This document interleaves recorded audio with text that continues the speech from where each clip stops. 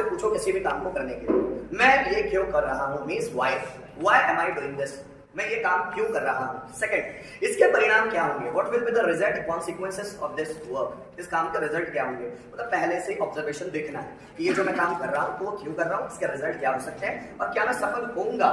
Means ये future का futuristic vision देखना होता है, फ्यूचर की चीजें देखना जो अभी एक व्यक्ति में नहीं है लेकिन ये चाणक्य में थी। चाणक्य जिसने धनानंद, अब ये देखिए कोर्स जो होते हैं ना ये व्यक्ति के अपने लाइफ के पर्सनल एक्सपीरियंसेस से आते हैं। चाणक्य जो कि धनानंद के राज्य में गया था और धनानंद एक बहुत ही विलासी राजा था, शराबी पियक्कड़ और निरंकुश राजा जो किसी की नहीं सुनता था, हिटलर जैसा, वो अपनी ही चलाता था बस। और जब वो धनानंद के राज्य में गया तो धनानंद ने उसका बहुत अनादर किया, बहुत ज्यादा अनादर किया, क्योंकि चाणक्य बहुत बुद्धिजीवी व्यक्ति थे, इतना ज्यादा कि उस वक्त भारत में चाणक्य जैसा व्यक्ति नहीं था। और निरंकुश राजा था, घमंडी राजा था, है ना, दैन व्यसनों से ज्यादा युक्त था, बहुत नशे करता था, व्यभिचार में लिप्त रहता था। तो जब चाणक्य ने उस राजा को मर्यादापूर्ण बातें सिखाने की कोशिश की तो उसने चाणक्य का भरे दरबार में अपमान किया। तब चाणक्य ने प्रतिज्ञा ली कि जब तक धनानंद मैं तेरा राज्य खत्म ना कर दूं, मैं अपनी ये जटा खोलता हूं, ये जटा तब तक नहीं बांधूंगा जब तक तेरा राज्य समूल नाश ना कर दूं, खत्म ना कर दूं। और यही हुआ। फिर चाणक्य ने क्या किया, उसने अपॉर्चुनिटीज देखी। चाणक्य ने किसी भी लड़के को सिलेक्ट नहीं किया, चाणक्य की दूरदृष्टि थी कि कौन मेरा ये उद्देश्य पूरा कर सकता है। तो जो लड़का उसको खास लगा वो लगा चंद्रगुप्त। उसने किसी भी और लड़के को नहीं चुना, ये समझ लेना, उसने चंद्रगुप्त को चुना क्योंकि चंद्रगुप्त में बचपन से ही क्वालिटीज थी, उसमें डिसीजन मेकिंग पावर था, उसमें लीडरशिप क्वालिटी थी, वो अच्छा सोच सकता था, वो लीड कर सकता था, वो चीजों को सुलझा सकता था। जब चाणक्य ने क्वालिटी देखी कि यही लड़का है जो भारत पर राज करने लायक और ये धनानंद का साम्राज्य, मगध का साम्राज्य खत्म करेगा, तो चाणक्य ने उसे बनाना शुरू किया। ये बैकग्राउंड है। फिर चाणक्य ने चंद्रगुप्त पे बहुत काम किया, उसको सिखाया और सब कुछ। तो सबसे पहले अगर चाणक्य धनानंद के साम्राज्य को खत्म करना चाहता है तो चाणक्य खुद अपने आप से पूछेगा कि मैं ये क्यों करना चाहता हूं। तो चाणक्य को खुद ही आंसर मिलेगा, क्योंकि ये धनानंद व्यभिचारी है, व्यसनी राजा है, निरंकुश है, इसको भारत में राज करने का अधिकार ही नहीं, राजा ऐसा होना ही नहीं चाहिए, इसलिए इसको खत्म करना जरूरी है। दूसरा, क्या इसके उचित परिणाम मिलेंगे, क्या इसका रिजल्ट पॉजिटिव होगा, डैम श्योर। अगर हम उस तरह से तैयार हो जाए, व्यक्तियों को तैयार कर दे तो पूरा समूल नाश किया जा सकता है। ऐसा नहीं है कि धनानंद कोई छोटा मोटा राजा नहीं था, पूरा मगध मतलब आज का बिहार बहुत बड़ा राजा था, भारत के सबसे बड़े राज्यों में मगध गिना जाता था उस वक्त। मतलब ऐसा नहीं कि धनानंद को यूं ही खत्म कर दिया हम लोगों ने, पूरी प्लानिंग बनाई है कि मैं ये क्यों कर रहा हूं, क्योंकि खत्म करना है उसको, कि भारत में ऐसा राजा नहीं होना चाहिए, ना तो भारत पीछे जाए, तो इसको खत्म करना जरूरी है। क्या इसके रिजल्ट मुझे संतोषजनक मिलेंगे, इसके जो परिणाम होंगे वो क्या हो सकते हैं, अच्छा भी हो सकता है, बुरा भी हो सकता है, सब कुछ देखकर, सब कुछ ऑब्जर्व करके उन्होंने अपनी स्ट्रेटेजी को चलाया, अपनी रणनीति को बनाया है। तीसरा, क्या मैं सफल होऊंगा, अपने आप पर भरोसा था कि वो डैम श्योर सफल होंगे, कि जिस प्लानिंग के आधार पर वो चल रहे थे। कोई भी व्यक्ति कोई काम करे तो उस पर पहले ये 3 क्वेश्चन जरूर करें, why am I doing this, मैं ये क्यों कर रहा हूं। जैसे आप भी इंग्लिश सीखने आए तो आपको अपने आप से प्रश्न पूछना चाहिए कि मैं इंग्लिश क्यों सीख रहा हूं, What is the reason behind it? Why do I want to learn English? मैं इंग्लिश सीखना क्यों चाहता हूँ, क्या रीजन है इंग्लिश सीखने का। जब वो why क्लियर हो जाता है तो आगे की चीजें और क्लियर होती है। Why? कि मैं सीखना क्यों चाहता हूँ, इसलिए कि मुझे जॉब करनी है, इसलिए कि मुझे दूसरों की नजरों में इंप्रेशन बनाना है, इसलिए कि मैं लोगों के सामने हाई क्वालिफाइड नजर आना चाहता हूं। तो ये छोटे गोल्स है, ये छोटे गोल्स है, इसलिए कि मुझे अपने आप को बनाना है, कुछ पाना नहीं, पहले बनाना है। जो व्यक्ति कुछ पाने के चक्कर में रहते हैं ना वो लालची लोग हैं, जो व्यक्ति बनने के चक्कर में रहते हैं ना वो अपनी पर्सनैलिटी पे काम करें। बनना, कुछ पाना नहीं, कुछ पाना नहीं, बनना है पहले। जब आप बन जाओगे तो ऑटोमेटिक वो चीजें आएगी। This is the result, default result of that thing. If you will become something then you will get all the things whatever you want. पहले बनना होता है, ज्यादातर लोग पाने पर ध्यान देते हैं कि मैं कार खरीद लूं, बंगला ले लूं। पाना नहीं है, पहले बनना है उसमें। जब वो बन जाओगे तो वो चीजें बाय प्रोडक्ट आएगी आपके पास, बाय डिफॉल्ट आप तक आती है वो तो रिजल्ट है, रिजल्ट का परिणाम है। आप समझ रहे हो मेरी बात। जैसे ज्यादातर लोग इंग्लिश इसलिए सीखते हैं ताकि लोगों के बीच इंप्रेशन बना सके। इंग्लिश इंप्रेशन बनाने के लिए नहीं है भाई, पर्सनैलिटी डेवलप करने के लिए, कि आप कहीं पर भी अपने आप को छोटा महसूस ना करें। ऐसी परिस्थितियां आ जाएगी तो उस परिस्थिति में अपने आप को छोटा महसूस ना करें। आप अगर इस भाषा को अपने गट्स बढ़ाने के लिए सीखेंगे, अपनी क्वालिटीज बढ़ाने के लिए सीखेंगे तो ये जल्दी आएगी। अबे हमारा जो वाई है ना वही क्लियर नहीं, हम सोचते जॉब मिल जाए, पर जॉब मिलने के बाद इंग्लिश पर ध्यान ही नहीं दोगे जरा सा। इसका मतलब तो यही। एजुकेशन का बहुत सारे लोग पर्पस ये है कि एजुकेशन का मतलब है जॉब पाना। जिस भी व्यक्ति के लिए एजुकेशन का मतलब जॉब पाना है, ये समझ लेना जैसे उसको जॉब मिलेगी वो एजुकेशन लेना छोड़ देगा, वो पढ़ना छोड़ देगा। मैंने ऐसे बहुत सारे लोगों को देखा जिनका पर्पस ही था जॉब पाना। जैसे कॉम्पिटेटिव एग्जाम्स की कोचिंग करते हैं, जैसे जॉब मिल गया पढ़ना ही छोड़ दिया, क्योंकि जॉब मिल गया, वही पर्पस था। लेकिन जिस व्यक्ति का पर्पस होता है सीखना, वो जॉब मिलने के बाद भी सीखते रहेगा। अब ये पोस्ट हो गई, अब इससे बड़ी पोस्ट, अब इससे बड़ी पोस्ट, अब इससे बड़ी पोस्ट, अब इससे बड़ी पोस्ट, अब इससे बड़ी पोस्ट, वो सीखता ही रहेगा जिंदगी भर, जिंदगी भर सीखता है। लेकिन जिस व्यक्ति का मकसद है सिर्फ पाना, उसको जैसे मिल जाती है कोई चीज, वो ठंडा हो जाता है। दो वर्ड्स है, मोटिवेशन और इंस्पिरेशन। मोटिवेशन और इंस्पिरेशन, जानते हो दो वर्ड्स में फर्क है? Motivation goes inside out and motivation goes outside in and inspiration goes inside out। जब मोटिवेशन की बात करते हैं तो मोटिवेशन का मतलब होता है बाह्य प्रोत्साहन, आउटर मोटिवेशन, कि किसी व्यक्ति ने आपको बाहर से कुछ बोला, कुछ ऐसी ऐसी बातें बोल दी जिससे आप एक्साइटेड हो गए, अब उस चीजें करने के लिए तैयार हो गए। दैट इज मोटिवेशन, जो कुछ दिनों बाद टूट जाएगा।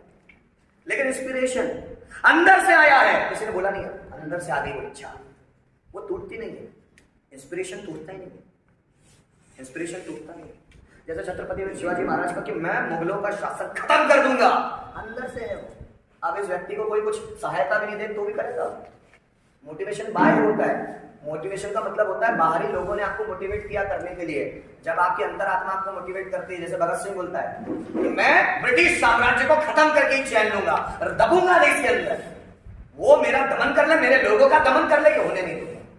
वो व्यक्ति अंदर से प्रेरित है। फिर वो ब्रिटिश लोगों के चाबुक भी खाता है, ब्रिटिश लोगों की पूरी यातनाएं भी सहता है, भूखा भी रहता है 55 दिन तक। पता है क्यों? किसी को दिखाने के लिए नहीं कि लोग देखेंगे तो मुझे मोटिवेट होंगे, नहीं, अंदर से इंस्पिरेशन है कि मेरी भारत माता को मैं आजाद करके रहूं। तो वो डिसीजन उसके खुद के है, उसके माँ बाप के नहीं है। इंस्पिरेशन अंदर से आता है। जिस भी व्यक्ति को कुछ करना है वो अंदर से इंस्पायर्ड है।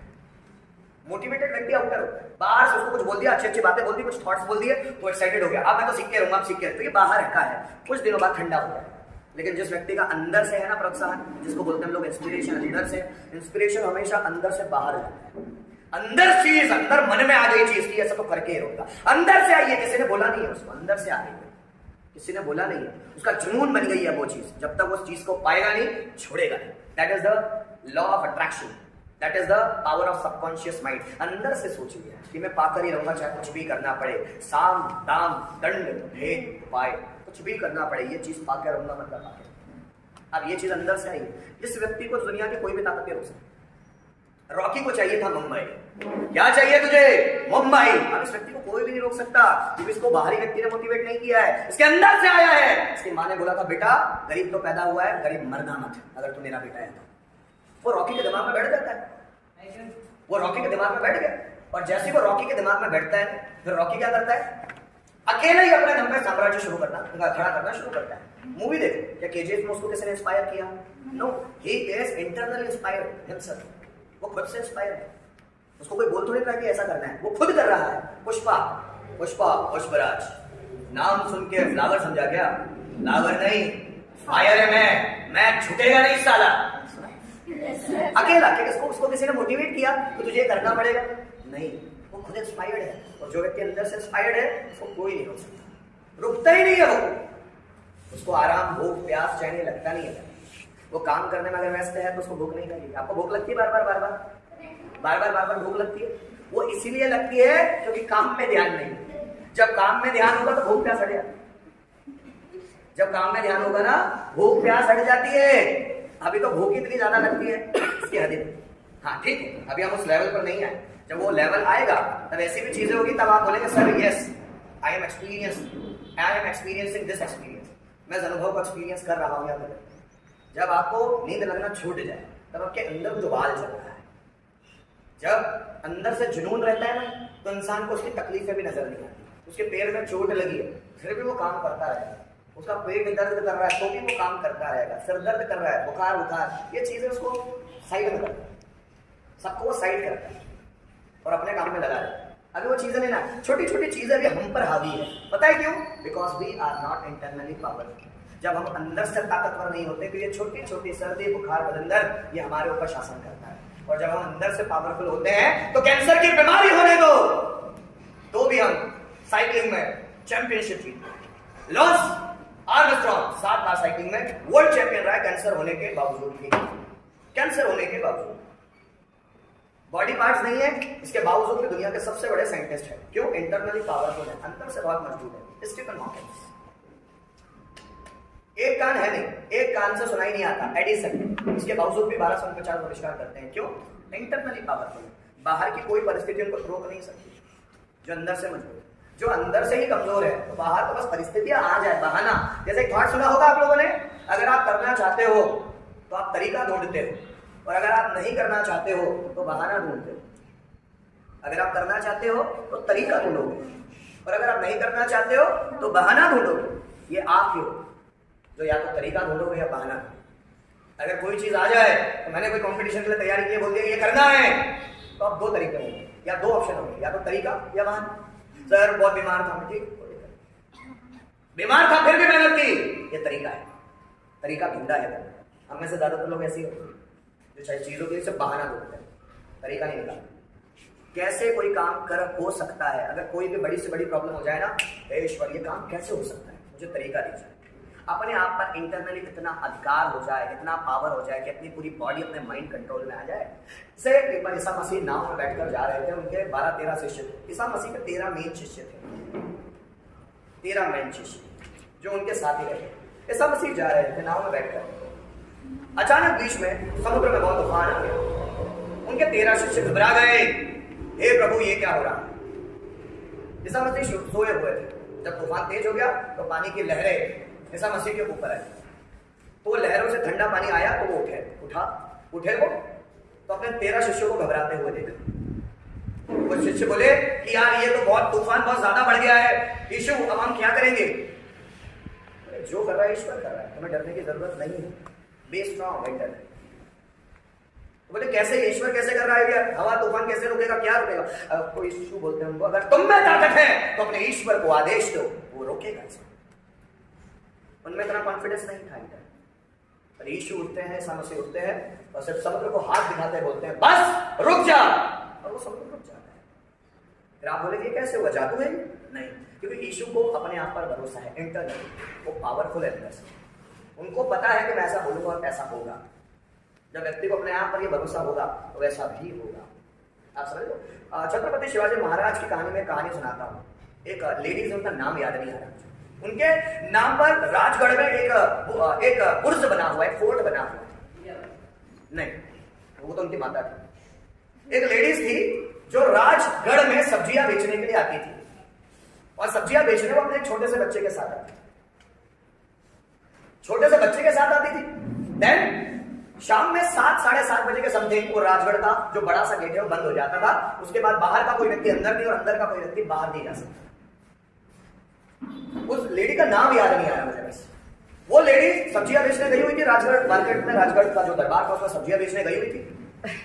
सब्जियां उसने बेची, बेचते बेचते लेट हो गई, तो उसकी जो सास थी वो बच्चे को लेकर चली गई। सास ने बोला कि तू जल्दी से आ जा, पर बेचते बेचते वो लेट हो गई, अपनी दुकान समझते समझते लेट हो गई। राजगढ़ का जो बड़ा सा दरवाजा था वो बंद हो गया, और वो जो बाई थी वो वहीं रह गई।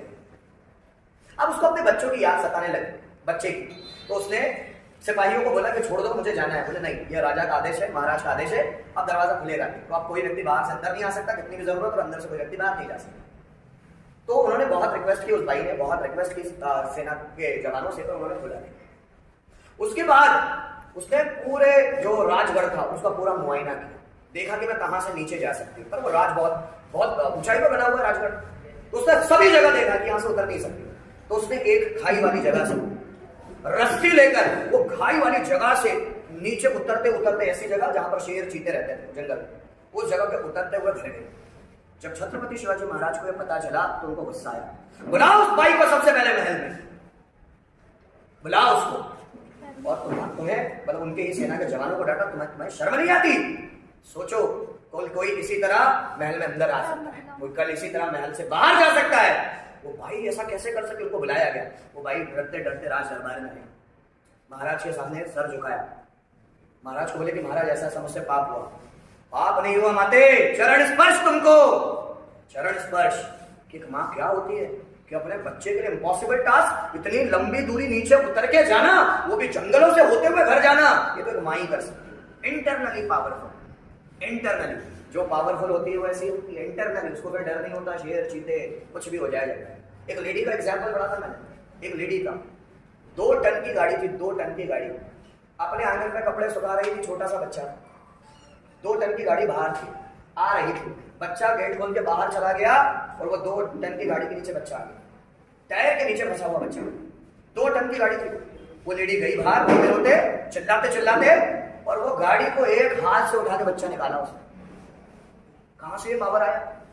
आप यकीन कर पाएंगे? आप बोलेंगे फेंक रहे हो जो, ऐसे मेरे पास हजारों एग्जाम्पल है। तो उसने 2 टन की गाड़ी को एक हाथ से उठाया और उस बच्चे को टायर के नीचे से निकाला और बिलक बिलक के रोने लगे, मर गया था वो बच्चा। और बाद में उससे पूछा कि 2 टन की गाड़ी कैसे उठा ली?